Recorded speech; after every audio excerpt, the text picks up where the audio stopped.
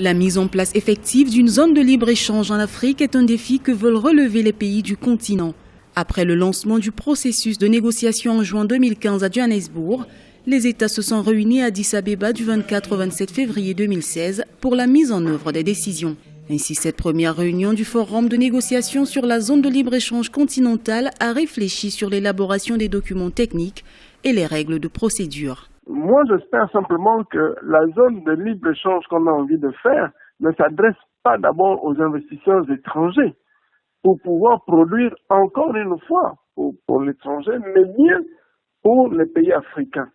Donc, avec une population aussi importante, en créant la zone de libre-échange, on veut faciliter les échanges entre les différents pays. Donc, à travers la zone de libre-échange, ce que l'on veut, c'est accroître la demande locale et faire en sorte qu'il y ait de véritables opportunités pour les opérateurs économiques. La croissance démographique du continent a presque triplé en 50 ans.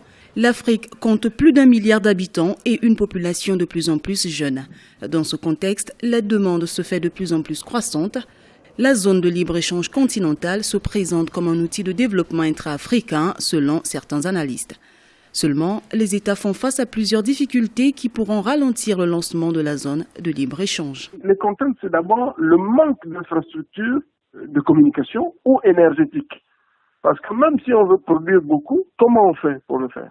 Vous avez des difficultés, vous avez des délestages tous les jours dans de nombre de pays en Afrique au sud du Sahara. Comment vous partez de Djamena à Pointe-Noire, par la route? Les coûts de production liés aux infrastructures de communication sont prohibitifs. Aujourd'hui, les pays se tournent petit à petit vers la diversification des revenus économiques.